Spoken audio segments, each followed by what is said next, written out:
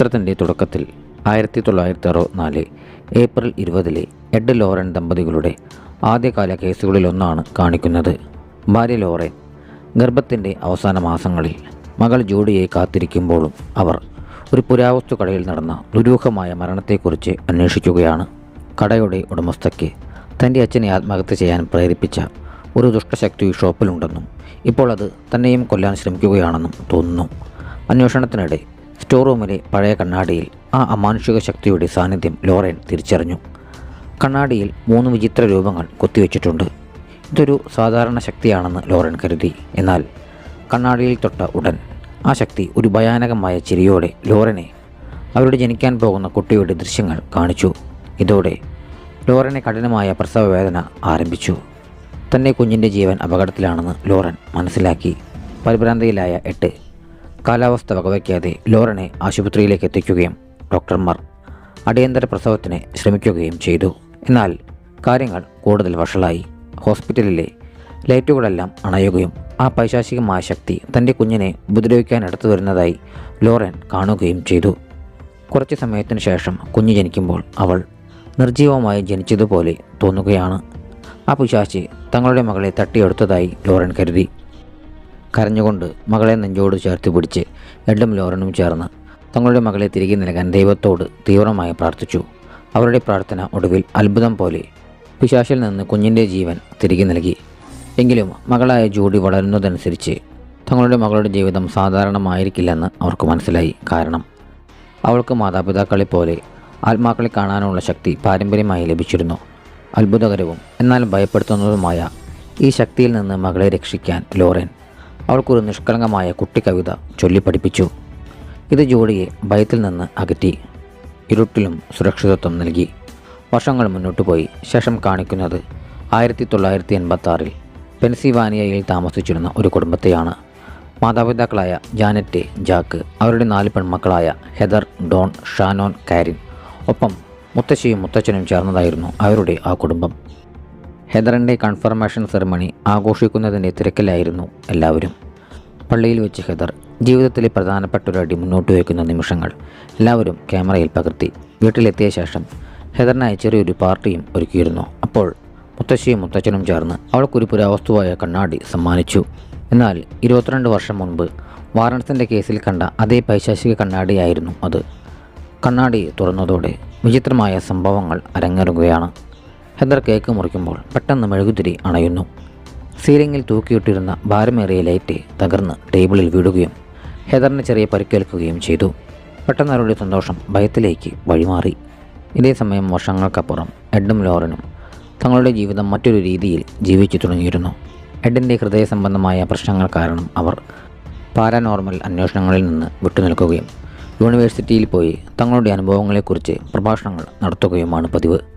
എന്നാൽ വിധി അവരെ ഇതിൽ നിന്ന് അകറ്റി നിർത്താൻ ആഗ്രഹിച്ചിരുന്നില്ല. ഒരു പ്രഭാഷണത്തിന് ശേഷം 22 വയസ്സുകാരായ മകൾ ജൂഡിയുമൊത്ത് പുറത്തുപോയി റെസ്റ്റോറൻറ്റിൽ ഭക്ഷണം കഴിക്കുമ്പോൾ ജൂഡിക്കും ലോറനും അടുത്തായി ഒരു ഇരുണ്ട നിഴൽ എത്തിയതായി അനുഭവപ്പെട്ടു. ജൂഡി ഭയന്ന് അമ്മ പഠിപ്പിച്ച കവിത ആവർത്തിക്കുകയും അമ്മയും അവളോടൊപ്പം ചേരുകയും ഇരുവരും ചേർന്ന് ആ ഇരുണ്ട നിഴലിൽ നിന്ന് തൽക്കാലത്തേക്ക് ശ്രദ്ധ മാറ്റുകയും ചെയ്തു. ഇതിനിടെ ഹെദറിൻ്റെ വീട്ടിൽ ഭീകരമായ സംഭവങ്ങൾ അരങ്ങേറുകയാണ്. ഒരു ദിവസം ജാനറ്റ് ബേസ്മെൻറ്റിൽ തുണി അലക്കുമ്പോൾ ഇരുണ്ട കോണിൽ ഒരു ഭീകരരൂപിയുടെ നിഴൽ കാണുകയും ചെവിയിൽ വിചിത്രമായ ഭയപ്പെടുത്തുന്ന ശബ്ദങ്ങൾ മുഴങ്ങുകയും ചെയ്തു. കുറച്ചു കഴിഞ്ഞപ്പോൾ ആ അദൃശ്യ ശക്തി അവരുടെ ഫോൺ വലിച്ചിഴിച്ച് ഇരുണ്ട മുറിയിലേക്ക് കൊണ്ടുപോയി. ഇപ്പോഴും ആരോ അവരെ നിരീക്ഷിക്കുന്നത് പോലെ അവരുടെ ഇരട്ട കുട്ടികളായ കാരിൻ, ഷാനോൻ എന്നിവരുടെ കളിപ്പാട്ട ഡോൾ പെട്ടെന്ന് വായുവിൽ പറക്കാൻ തുടങ്ങി. കാരിൻ ഡോളിന് പിന്നിൽ ഒരു വൃദ്ധയുടെ ഭീകരരൂപം കാണാനിടയായി. ഈ സംഭവങ്ങളെല്ലാം ആ പുരാവസ്തു കണ്ണാടി വീട്ടിലെത്തിയതിനു ശേഷമാണ് സംഭവിക്കുന്നതെന്ന് ഹെദറിനും സഹോദരി ഡോണിനും ബോധ്യപ്പെട്ടു. ഭയം കാരണം ഇരുവരും രാത്രിയിൽ ആ കണ്ണാടി പുറത്തെടുത്ത് ചവിട്ടുകൊട്ടയിൽ ഉപേക്ഷിച്ചു. അടുത്ത ദിവസം മാലിന്യം ശേഖരിക്കുന്ന വണ്ടിയിലെ ആളുകൾ അത് പൂർണ്ണമായും തകർത്തു. എന്നാൽ ഇതിൻ്റെ ഫലം കൂടുതൽ ഭീകരമായിരുന്നു. കണ്ണാടി തകർത്തയുടൻ ഭക്ഷണം കഴിക്കുകയായിരുന്ന ഡോൺ ശക്തമായി ഛർദ്ദിക്കാൻ തുടങ്ങി. ഛർദ്ദിയോടൊപ്പം പൊട്ടിയ കണ്ണാടിയുടെ ചില്ലുകഷ്ണങ്ങളും അവളുടെ വായിൽ നിന്ന് പുറത്തേക്ക് വന്നു. എല്ലാവരും പേടിച്ച് ഡോണിനെ ഉടൻ ആശുപത്രിയിലേക്ക് കൊണ്ടുപോയി. അതിനിടെ എഡിൻ്റെ ജന്മദിന പാർട്ടിക്ക് ജൂഡി തൻ്റെ കാമുകൻ ടോണിയെ കൊണ്ടുവരികയാണ്. ടോണിയെ മാതാപിതാക്കൾക്കും അവരുടെ അടുത്ത സുഹൃത്ത് ഫാദർ ഗോൾഡനും പരിചയപ്പെടുത്തി. കുറച്ച് സമയത്തിനു ശേഷം അവൾ മറ്റൊരു മുറിയിലായിരിക്കുന്ന സമയത്ത് പെട്ടെന്ന് റോക്കിംഗ് ചെയറിൽ അനാബൽ ഡോണിനെ കാണുകയാണ്. ഭയന്ന ജൂഡി ഉടൻ തന്നെ അമ്മ പഠിപ്പിച്ചിരുന്ന കവിത ആവർത്തിച്ച് ഭയത്തെ നിയന്ത്രിച്ചു. എന്നാൽ ജൂഡിയുടെ അമ്മയായ ലോറനെ അവൾക്കിപ്പോൾ അമാനുഷികമായ കാര്യങ്ങൾ കൂടുതലായി കാണാൻ കഴിയുന്നുണ്ടെന്ന് മനസ്സിലാവുകയും ഇതവരെ അസ്വസ്ഥയാക്കുകയും ചെയ്യുന്നു. കുറച്ച് സമയത്തിനു ശേഷം ടോണി ഗാരേജിൽ വെച്ച് എഡിനെയും ലോറനെയും റിങ് കാണിച്ചു കൊടുത്ത് ജൂഡിയെ വിവാഹം കഴിക്കാൻ അനുവാദം ചോദിച്ചു. ലോറൻ സന്തോഷവതിയാകുന്നുണ്ടെങ്കിലും അതെല്ലാം കുറച്ചു കഴിഞ്ഞ് മതി എന്നായിരുന്നു എഡിൻ്റെ അഭിപ്രായം. എന്നാൽ ഉടൻ തന്നെ ജൂഡി അവിടേക്ക് വരികയും ടോണിയുടെ കയ്യിലെ റിങ് കണ്ട് ആ വിവാഹ അഭ്യർത്ഥന സ്വീകരിക്കുകയും ചെയ്തു. മകളുടെ സന്തോഷത്തിനായി എഡും സമ്മതിച്ചു. പാർട്ടിക്ക് ശേഷം ഫാദർ ഗോൾഡൻ എഡിനോടും ലോറനോടും ഹെദറിൻ്റെ കുടുംബത്തിന് നേരിടേണ്ടി വരുന്ന ഭീകര സംഭവങ്ങളെക്കുറിച്ച് ചർച്ച ചെയ്യുകയും അവർക്ക് വേണ്ടി ഇരുവരോടും സഹായം അഭ്യർത്ഥിക്കുകയും ചെയ്തു. എന്നാൽ എഡിൻ്റെ ഹൃദയ സംബന്ധമായ പ്രശ്നങ്ങൾ കാരണം അവർക്ക് ഫാദർ ഗോൾഡനെ സഹായിക്കാൻ കഴിയുമായിരുന്നില്ല. അതേസമയം ഹെദറിൻ്റെ കുടുംബത്തിന് പള്ളിയിൽ നിന്ന് സഹായം ലഭിക്കാൻ വൈകി. ഓരോ ദിവസവും കഴിയും തോറും അവരുടെ വീട്ടിലെ അമാനുഷികമായ സംഭവങ്ങൾ കൂടുതൽ അപകടകരമാവുകയാണ്. ഒരു രാത്രി അവരുടെ അച്ഛനെ ഉറങ്ങുമ്പോൾ ഒരു സ്ത്രീയുടെ ആത്മാവ് വായുവിൽ ഉയർത്തുകയും അദ്ദേഹത്തിന് അനങ്ങാനോ സംസാരിക്കാനോ കഴിയാതെ വരികയും ചെയ്തു. പിന്നീട് ഹെദർ തൻ്റെ പാർട്ടിയുടെ വീഡിയോ കാണുമ്പോൾ മെഴുകുതിരി സ്വയം അണഞ്ഞതിൻ്റെ കാരണം കണ്ടെത്താനായി ശ്രമിക്കുകയാണ്. വീഡിയോയിൽ വ്യക്തമായി ഒരു ഭീകര മനുഷ്യൻ്റെ ആത്മാവ് മെഴുകുതിരി ഊതി അണയ്ക്കുന്നത് കണ്ട് അവൾ ഞെട്ടി. ഹെദർ ഇത് എല്ലാവരോടും പറയുന്നതിനു മുൻപ് വീഡിയോയിലെ ആ ആത്മാവ് പുറത്തുനിന്ന് ഒരു കോടാലിയുമായി ഹെദറിനെ ആക്രമിക്കാനെത്തി. എന്നാൽ ഹെദറിൻ്റെ നിലവിളി ശബ്ദം കേട്ട് കുടുംബം മുഴുവൻ അവിടെ എത്തുകയും ആ ആത്മാവ് അപ്രത്യക്ഷമാവുകയും ചെയ്തു. നിഗൂഢമായ കാര്യങ്ങളാണ് സംഭവിക്കുന്നതെന്ന് കുടുംബം മനസ്സിലാക്കി. എന്നാൽ 8 പേരടങ്ങുന്ന കുടുംബത്തിന് സാമ്പത്തികമായി ബുദ്ധിമുട്ടുള്ളതിനാൽ മറ്റൊരു സ്ഥലത്തേക്ക് മാറി താമസിക്കാനായി കഴിഞ്ഞിരുന്നില്ല. അതിനാൽ തന്നെ ആ വീട്ടിൽ തന്നെ കഴിയാൻ അവർ നിർബന്ധിതരായി. നിസ്സഹായരായി സഹായം തേടിയവർ പത്രങ്ങളിലൂടെ തങ്ങളുടെ വീട്ടിലെ ഭീകര സംഭവങ്ങളെക്കുറിച്ച് ആളുകളെ അറിയിച്ചു. എന്നാൽ ഇതുകൊണ്ടൊന്നും അവർക്ക് യാതൊരു പ്രയോജനവും ഉണ്ടായില്ല. പകരം ആ ആത്മാക്കൾ കൂടുതൽ ആക്രമണകാരികളായി അവരുടെ മുത്തശ്ശിയെ പടിക്കെട്ടുകളിൽ നിന്ന് താഴേക്ക് തള്ളിയിടുകയാണ് ചെയ്തത്. ഇതിനിടെ അതുവഴി പോവുകയായിരുന്ന ഫാദർ ഗോൾഡൻ അവരെ ആശുപത്രിയിലേക്ക് കൊണ്ടുപോകുന്നത് കണ്ട് പള്ളിയിൽ നിന്നുള്ള സഹായത്തിനായി കാത്തു നിൽക്കാതെ സ്വയം അവരെ സഹായിക്കാൻ തീരുമാനിച്ചു. അദ്ദേഹം വിശുദ്ധജലം തെളിച്ച് വീട് മുഴുവൻ പരിശോധിക്കുകയാണ്. എന്നാൽ ബേസ്മെൻറ്റിൽ വിശുദ്ധജലം തെളിക്കുമ്പോൾ വെള്ളം മുഴുവൻ നീരാവിയായി പോവുകയാണ്. അവിടെ വളരെ അപകടകാരിയായ ഒരു പൈശാചിക ശക്തിയുണ്ടെന്നും അത് തനിക്ക് ഒറ്റയ്ക്ക് നേരിടാൻ കഴിയില്ലെന്നും അദ്ദേഹത്തിന് മനസ്സിലായി. അതിനാൽ അദ്ദേഹം പള്ളിയിൽ നിന്ന് സഹായം എത്തിക്കാമെന്ന് ജാനറ്റിന് വാക്ക് നൽകി അവിടെ നിന്നും പോവുകയാണ്.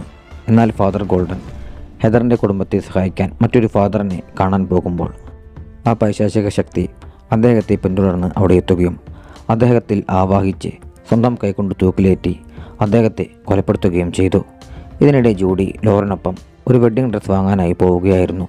ട്രയൽ റൂമിൽ വെച്ച് ഹെദറിൻ്റെ വീട്ടിലെ വൃദ്ധയുടെ ആത്മാവ് ജൂഡിയെ ഭയപ്പെടുത്താൻ തുടങ്ങി. കണ്ണാടിക്കുള്ളിലെ ആ പിശാചി ജൂഡിയെ കൊല്ലാൻ ശ്രമിക്കുകയും ജൂഡി ഭയപ്പെടുകയും ചെയ്തു. ഇത് കണ്ട് ലോറനും പരിഭ്രാന്തയായി. മറുവശത്ത് ഈ കാര്യങ്ങളൊന്നും അറിയാതെ എഡ് ടോണിക്ക് തൻ്റെ ആർട്ടിക് റൂം കാണിച്ചു കൊടുക്കുകയും തൻ്റെ ജോലിയെക്കുറിച്ച് പറയുകയുമായിരുന്നു. അവിടെ വെച്ചിട്ടുള്ള ശപിക്കപ്പെട്ട വസ്തുക്കളെ നശിപ്പിക്കുന്നത് കൂടുതൽ അപകടകരമാണെന്നും അതുകൊണ്ടാണ് അവയെ എങ്ങനെ പൂട്ടിയിട്ടിരിക്കുന്നതെന്നും അദ്ദേഹം ടോണിയോട് വിശദീകരിച്ചു. എന്നാൽ അപ്പോഴാണ് ലോറനിൽ നിന്നും ഫാദർ ഗോൾഡൻ്റെ മരണവാർത്ത അവർ അറിയുന്നത്. ഫാദർ ഗോൾഡൻ അവരുടെ കുടുംബാംഗത്തെ പോലെയായിരുന്നതിനാൽ അദ്ദേഹത്തിൻ്റെ ശവസംസ്കാര ചടങ്ങിൽ കുടുംബം ദുഃഖിതരായി. എന്നാൽ അവിടെ വെച്ച് ജൂഡിക്ക് ചില വിചിത്രമായ കാര്യങ്ങൾ സംഭവിക്കുകയാണ്. ഫാദർ ഗോൾഡൻ്റെ ശവപ്പെട്ടിയിൽ തൊട്ടപ്പോൾ അദ്ദേഹത്തിൻ്റെ മരണത്തിൻ്റെ യഥാർത്ഥ കാരണം ജൂഡിക്ക് മനസ്സിലാക്കാൻ കഴിയുന്നതുപോലെ ഒരു ഭീകരമായ ദൃശ്യം അവൾ കാണുന്നു. ഫാദർ ഗോൾഡൻ്റെ സുഹൃത്തായ ഫാദർ സ്ലിഗർ മരണസമയത്ത് അദ്ദേഹം പെൻസിൽവാനിയയിലായിരുന്നുവെന്ന് പറയുമ്പോൾ ജൂഡിയുടെ സംശയം വർദ്ധിച്ചു. അവൾ മാതാപിതാക്കളോട് പറയാതെ നേരെ ഹെദറിൻ്റെ വീട്ടിലേക്ക് പോയി. എന്നാൽ കുറച്ച് സമയത്തിന് ശേഷം ലോറനും ഒരു ഭീകരമായ ദൃശ്യം കാണുകയാണ്. രക്തം നിറഞ്ഞ സിങ്കിൽ ജൂഡിയുടെ ഫോട്ടോ പതിച്ച ഒരു ലോക്കറ്റ് മുങ്ങിക്കിടക്കുന്നതാണ് ആ ദൃശ്യം. തൻ്റെ മകൾ വലിയ അപകടത്തിലാണെന്ന് ലോറൻ ഉടൻ മനസ്സിലാക്കി. പരിഭ്രാന്തിയിലായ ലോറനും എഡും ഉടൻ തന്നെ ടോണിയെ കൂട്ടി ജൂഡിയെ അന്വേഷിച്ച് പെൻസിൽവാനിയയിലെ ഹെദറിൻ്റെ വീട്ടിലേക്കെത്തി. എഡിൻ്റെ ആരോഗ്യനില കണക്കിലെടുത്ത് ഹെദറിൻ്റെ കുടുംബത്തിൻ്റെ കേസിൽ ഇടപെടാതെ ജൂഡിയെയും കൂട്ടി തിരിച്ചു പോകാൻ അവർ ആഗ്രഹിച്ചു. എന്നാൽ ജൂഡി സങ്കടത്തോടെ അവരോട് പറഞ്ഞു, നിങ്ങളെപ്പോഴും എല്ലാവരെയും സഹായിച്ചിട്ടുണ്ട്, പിന്നെ എന്തിനാണ് ഇപ്പോൾ ഹെദറിൻ്റെ കുടുംബത്തെ ഒറ്റപ്പെടുത്തുന്നത്? അവർക്കിപ്പോൾ നിങ്ങളുടെ സഹായം ആവശ്യമാണ്. എന്നവൾ പറയുമ്പോൾ മകളുടെ വിഷമം കണ്ട് അവർ ഹെദറിൻ്റെ കുടുംബത്തെ സഹായിക്കാമെന്ന് സമ്മതിച്ചു. തുടർന്ന് ലോറൻ വീട് മുഴുവൻ ചുറ്റി നടന്ന് തൻ്റെ ശക്തിയാൽ ആ വീട്ടിൽ ഒളിച്ചിരിക്കുന്ന രഹസ്യം കണ്ടെത്തുകയും എഡിനോട് പറയുകയും ചെയ്തു. ആ സ്ഥലത്ത് വർഷങ്ങൾക്ക് മുൻപ് ഒരു കുടുംബ വഴക്കിൽ മരിച്ച ഭർത്താവ്, ഭാര്യ, ഭാര്യയുടെ അമ്മ എന്നിങ്ങനെ 3 പേരുടെ ആത്മാക്കളുണ്ട്. എന്നാൽ ലോറൻ്റെ ഭയം ആ ആത്മാക്കളെക്കുറിച്ചായിരുന്നില്ല, മറിച്ച് ആ വീട്ടിലുള്ള 4ാമത്തെ പൈശാചിക ശക്തിയെക്കുറിച്ചായിരുന്നു. അത് തങ്ങളുടെ മറഞ്ഞിരിക്കുന്ന ലക്ഷ്യം നേടുന്നതിനായി ഈ 3 ആത്മാക്കളെയും ഉപയോഗിച്ച് കുടുംബത്തെ ഭയപ്പെടുത്തുകയായിരുന്നു. അതിനിടെ ജൂഡിക്ക് അവളുടെ അമ്മ വിളിക്കുന്നത് പോലെ തോന്നുകയും ആ ശബ്ദം പിന്തുടർന്ന് അവൾ മച്ചിൻ്റെ മുകളിൽ എത്തുകയും ചെയ്തു. എന്നാൽ അതൊരു വഞ്ചനയായിരുന്നു. അവിടെ വെച്ച് സ്വയം നന്നാക്കി അവിടെ എത്തിയ അതേ പൈശാചിക കണ്ണാടി അവൾക്ക് അവിടെ കാണാൻ സാധിച്ചു. അനാബെൽ ഡോളിനെ ഉപയോഗിച്ച് കണ്ണാടി ജൂഡിയെ അവിടേക്ക് വിളിച്ചു വരുത്തുകയായിരുന്നു. ഭയന്ന ജൂഡി ഉടൻ താഴേക്ക് ഓടി വന്നു. എന്നാൽ താഴെ വെച്ച് അന്നാബെൽ ഡോൾ പെട്ടെന്ന് വലുതാവുകയും അവളെ പിന്തുടരുകയും ചെയ്തു. ജൂഡി എങ്ങനെയൊക്കെയോ എഡിൻ്റെയും ലോറൻ്റെയും അടുത്തേക്കെത്തി. എഡും ലോറനും മച്ചിലേക്ക് പോയി ജൂഡിയുടെ ജനനവുമായി ബന്ധപ്പെട്ട ആ കണ്ണാടി കാണുമ്പോൾ അതുതന്നെയാണ് 4ാമത്തെ പൈശാചിക ശക്തിയെന്നും ജൂഡിയെ ഇവിടെ എത്തിക്കാൻ വേണ്ടിയാണ് അത് ഹെദറിൻ്റെ കുടുംബത്തെ ഉപദ്രവിച്ചതെന്നും അവർ മനസ്സിലാക്കി.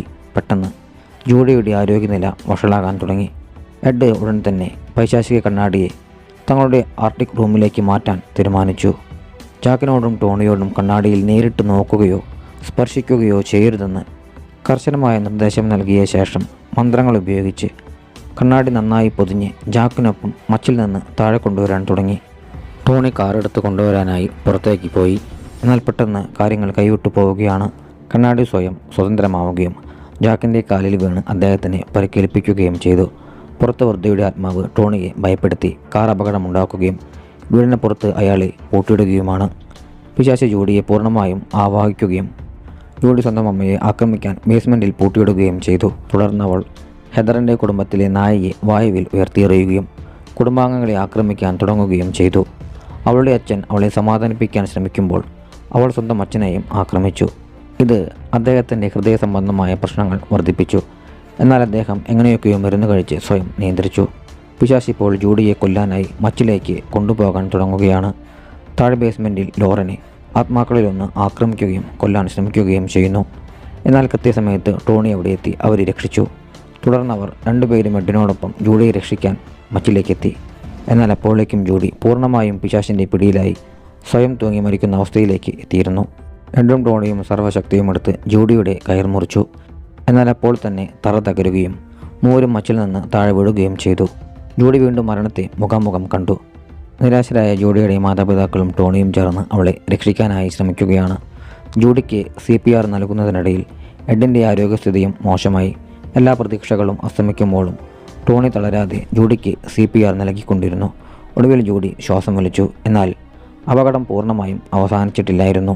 കണ്ണാടി വായുവിൽ ഉയർന്ന് അതിവേഗം കറങ്ങാൻ തുടങ്ങി. എഡ് ബൈബിൾ വായിച്ച് അതിനെ തടയാൻ ശ്രമിച്ചു. എന്നാൽ പിശാച് കൂടുതൽ ശക്തി പ്രാപിച്ച് അദ്ദേഹത്തിൻ്റെ ബൈബിളിൽ തീയിടുകയും ടോണിയെ തറയിലമർത്തി കൊല്ലാൻ ശ്രമിക്കുകയും ചെയ്തു. എഡ് ടോണിയെ രക്ഷിക്കാൻ പരമാവധി ശ്രമിച്ചു. അതേസമയം ജൂഡി ഇപ്പോഴും അമ്മ പഠിപ്പിച്ചിരുന്ന കവിത ചൊല്ലി ഭയത്തിൽ നിന്ന് ഒളിക്കാനായി ശ്രമിക്കുകയാണ്. എന്നാൽ ഇത്തവണ ലോറൻ ജൂഡിയോട് ഭയം മറച്ചു വയ്ക്കാതെ അതിനെതിരെ പോരാടാനായി പറഞ്ഞു. അതിനുശേഷം എഡ്, ലോറൻ, ജൂഡി എന്നിവർ 3 ചേർന്ന് കണ്ണാടിയിൽ കൈവച്ച് പൂർണ്ണ ശക്തിയോടെ ആ പിശാചിനോട് പോരാടുകയും ഒടുവിൽ കണ്ണാടി തകർത്ത് ആ ദുഷ്ടശക്തിയെ ഇല്ലാതാക്കുകയും ചെയ്തു. തങ്ങളുടെ കുടുംബത്തോടൊപ്പം ഹെദറിൻ്റെ കുടുംബത്തെയും രക്ഷിക്കാൻ അവർക്ക് കഴിഞ്ഞു. എഡ് ടോണിയുമായി ചേർന്ന് ആ കണ്ണാടി തങ്ങളുടെ ആർട്ടിഫാക്റ്റ് റൂമിൽ കൊണ്ടുപോയി പൂട്ടിയിട്ടു. ഒപ്പം ടോണിയെ സ്വന്തം കുടുംബാംഗമായി അംഗീകരിച്ച് ആർട്ടിഫാക്റ്റ് റൂമിൻ്റെ താക്കോലും നൽകി. ടോണിക്ക് അവർക്ക് ശേഷം ഈ വസ്തുക്കളുടെ മേൽനോട്ടം വഹിക്കാൻ വേണ്ടിയായിരുന്നു അത്. കുറച്ചു കാലത്തിന് ശേഷം ജൂഡിയുടെയും ടോണിയുടെയും വിവാഹം നടന്നു. എഡും ലോറനും മുൻപ് സഹായിച്ചിട്ടുള്ള ആളുകളെല്ലാം വിവാഹത്തിന് എത്തിയിരുന്നു. റിസപ്ഷനിൽ നൃത്തം ചെയ്യുമ്പോൾ ലോറൻ എഡുമായി അവരുടെ നല്ലൊരു ഭാവിയെക്കുറിച്ചുള്ള ദർശനം പങ്കുവച്ചു. അവർ ഉടൻ തന്നെ ഒരു മുത്തശ്ശനും മുത്തശ്ശിയുമാകും. തങ്ങളുടെ അനുഭവങ്ങൾ വരും തലമുറകളിലേക്ക് എത്തിക്കാൻ ഒരു പുസ്തകം എഴുതും. സമാധാനപരമായ ജീവിതം നയിച്ചുകൊണ്ട് ആളുകളുടെ ഫോൺ കോളിലൂടെയുള്ള സഹായം തുടർന്നും ചെയ്യും. അവസാനമായി എപ്പിലോഗിൽ കാണിക്കുന്നത് 74-ാം വയസ്സിൽ എഡിനെ പക്ഷാഘാതം വന്ന് ഭാഗികമായി തളർന്നു പോയിരുന്നു. എങ്കിലും ലോറൻ ഇന്നും അദ്ദേഹത്തോടൊപ്പം താങ്ങും തണലുമായി ഉണ്ടായിരുന്നു. 5 വർഷങ്ങൾക്ക് ശേഷം എഡ് മരിച്ചു. എന്നാൽ ലോറൻ മറ്റൊരു വിവാഹം കഴിച്ചിരുന്നില്ല. 92 വയസ്സുവരെ ജീവിച്ച് 2019 അവരും അന്തരിച്ചു. ഇക്കാര്യങ്ങൾ വിവരിച്ചുകൊണ്ട് ചിത്രം അവസാനിക്കുകയാണ്.